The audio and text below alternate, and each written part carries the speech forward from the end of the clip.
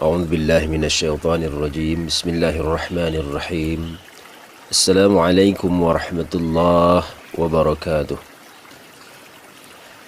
الحمد لله الذي أنعمنا بنعمة الإيمان والإسلام. أشهد أن لا إله إلا الله وحده لا شريك له، وأشهد أن سيدنا محمدا عبده ورسوله لا نبي بعده. اللهم صل على سيدنا محمد وعلى آل سيدنا محمد. قال الله تعالى في القرآن العظيم: أعوذ بالله من الشيطان الرجيم. يا أيها الذين آمنوا اتقوا الله وقولوا قولا سديدا يصلح لكم أعمالكم ويغفر لكم ذنوبكم ومن يطع الله ورسوله فقد فاز فوزا عظيما. صدق الله العظيم. Hadirin wal hadirat yang dimuliakan oleh Allah Subhanahu wa taala. Alhamdulillah, karena sampai pada 18 Ramadan 1441 Hijriah ini, Allah masih memberikan kita begitu banyak nikmat yang tak mungkin kita mampu untuk menghitungnya. Wa in ta'uddu ni'matallahi la tuhsuha, innallaha laghafurur rahim. Dan jika kamu menghitung-hitung nikmat Allah, niscaya kamu tak dapat menentukan jumlahnya. Sesungguhnya Allah benar-benar Maha Pengampun lagi Maha Penyayang. Oleh sebab itu, Allah berikan kita nikmat hidup, nikmat sehat, nikmat waktu luang, dan Allah tanamkan nikmat istiqamah dalam iman dan Islam di diri kita.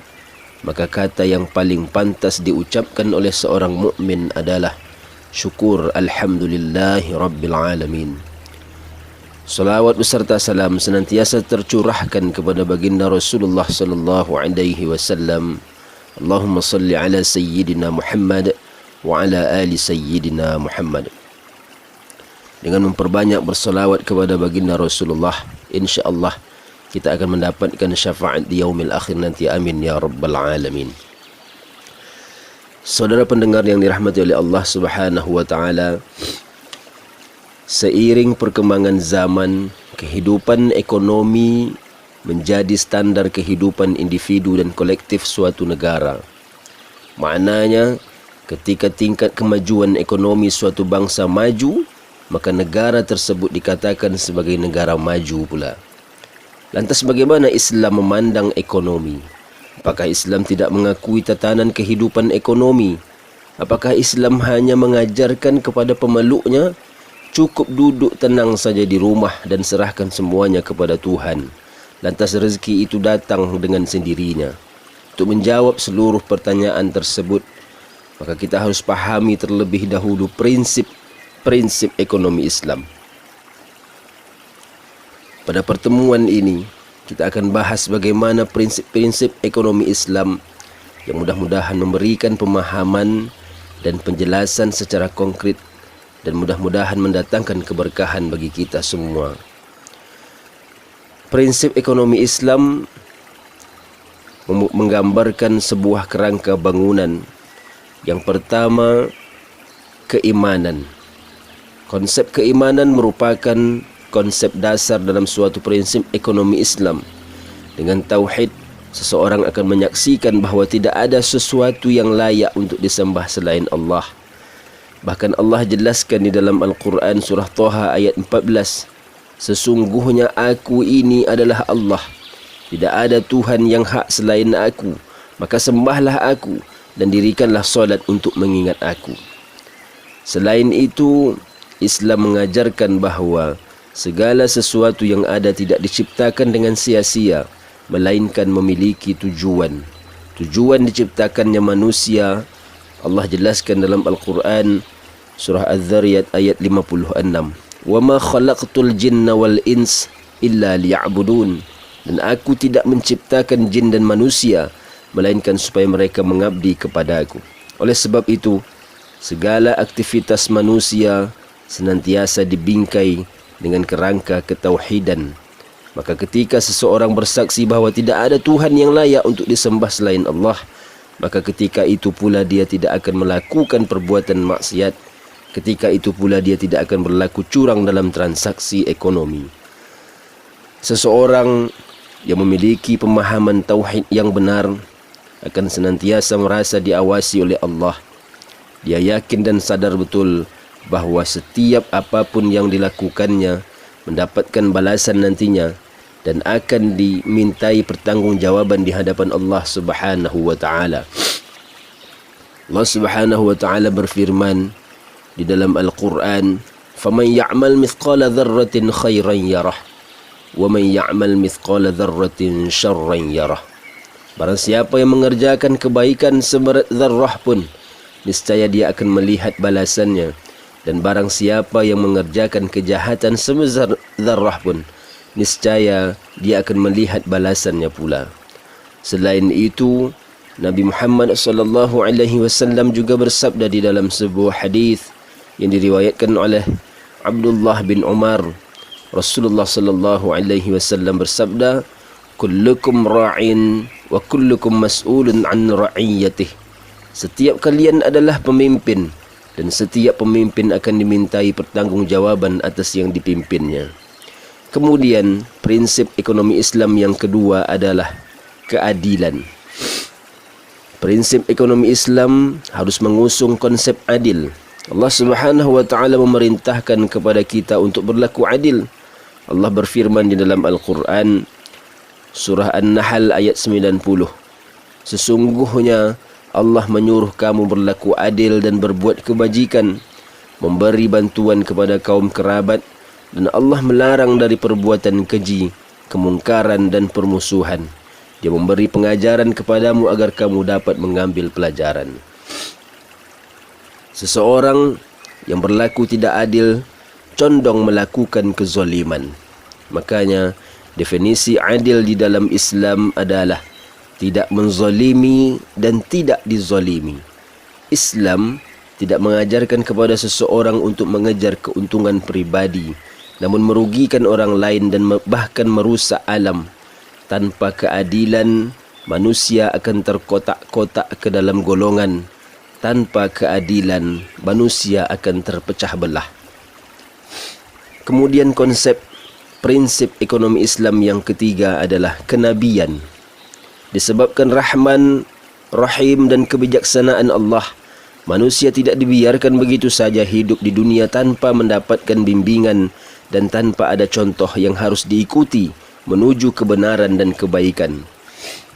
Makanya diutus Nabi dan Rasul untuk menyampaikan petunjuk dari Allah sehingga manusia bisa menjalankan kehidupan dengan baik dan benar, mengerti betul bagaimana menghadapi persoalan-persoalan hidup, dan andai pernah tergelincir ke lembah dosa, maka dituntun cara agar kembali atau taubat sehingga kebahagiaan baik di dunia maupun di akhirat bisa diraih.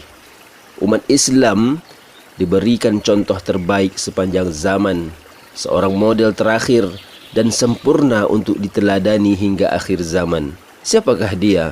Dialah Muhammad sallallahu alaihi wasallam. Bahkan Allah abadikan di dalam Al-Quran surah Al-Ahzab ayat 21.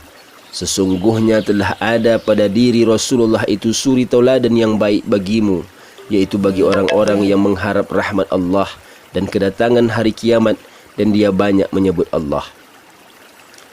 Rasulullah sallallahu alaihi wasallam memiliki 4 sifat utama yang harus diteladani oleh setiap manusia dan pelaku ekonomi khususnya.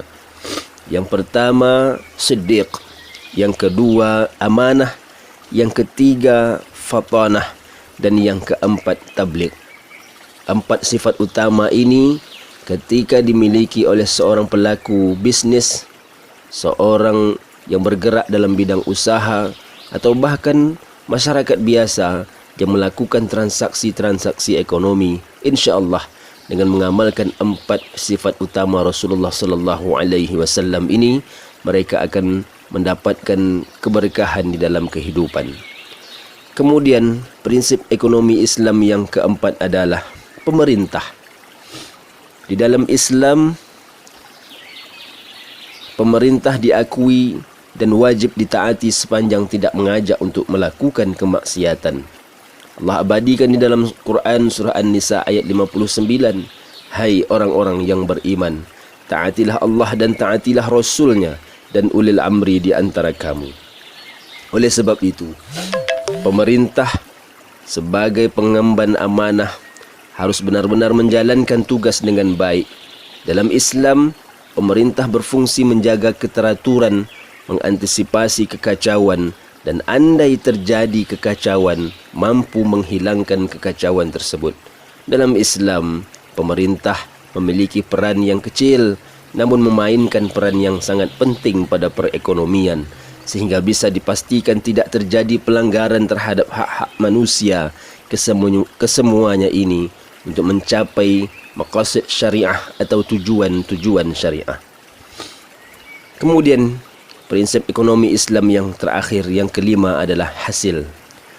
Islam mengajarkan bahawa kebahagiaan yang diraih tak cukup hanya sebatas di dunia saja, namun ada kehidupan yang abadi dan tentunya lebih baik, yaitu kehidupan akhirat. Dalam kehidupan ekonomi, Islam memberikan aturan-aturan dalam meraih hasil yang terbaik. Hasil yang baik akan mudah dicapai ketika melalui proses yang baik. Seorang pedagang yang menjual barang dagangannya lalu mendapatkan keuntungan dari hasil penjualannya, lantas berbagi kepada yang membutuhkan dalam bentuk infak dan sedekah, maka tentu mendapatkan keberkahan dalam rezekinya. Namun tentu selama proses transaksi berlangsung tidak melanggar syariat Islam. Makanya di dalam Islam, sebuah transaksi dikatakan halal dan baik ketika setidaknya terbebas dari 4 unsur utama, yaitu riba, zalim, gharar dan maisir. Seiring perkembangan zaman saat ini, banyak memang orang tidak lagi mempedulikan bagaimana cara mereka mendapatkan rezeki. Bahkan umat Islam sekalipun, ketidakpedulian ini tentu dilatar belakangi oleh beberapa faktor. Boleh jadi mereka tak tahu atau bahkan tak mau tahu, atau mungkin kerana mereka pada kondisi terpaksa. Mereka tak lagi peduli dengan riba, zalim, gharar dan maisir, padahal kadangkala justru dilakukan oleh mereka-mereka yang tahu dan mengerti tentang Islam. Bahkan dahsyatnya lagi, selalu ada kalimat-kalimat dalam mencari pembenaran terhadap penyimpangan praktik-praktik ekonomi yang dilakukan. Oleh sebab itu, sebagai sebuah prinsip ekonomi Islam, hasil merupakan hal yang penting untuk dipahami dan direalisasikan dalam kehidupan ekonomi, sehingga kehidupan menjadi aman, sejahtera dan penuh dalam keberkahan dari Allah Subhanahu wa ta'ala. Saudara pemirsa dimanapun berada yang dimuliakan oleh Allah Subhanahu wa ta'ala, maka kelima prinsip ekonomi Islam ini harus tertanam di dalam pemahaman seorang Muslim, terutama ketika mereka melakukan praktik-praktik ekonomi. Untuk apa? Agar sebagai seorang Muslim, kita senantiasa berada dalam kasih sayang Allah, dan senantiasa Allah ridhai setiap lintasan hati, setiap lompatan-lompatan logika, setiap ucapan dan setiap perbuatan kita. Hanya kepada Allah lah tempat kita menyandarkan seluruh harapan dan doa, dan hanya kepadanya lah kita berserah diri. Semoga bermanfaat. Terima kasih atas perhatian. Mohon maaf atas segala kesalahan dan kekurangan. Wallahul muwaffiq ila aqwamit tariq. Assalamualaikum warahmatullahi wabarakatuh.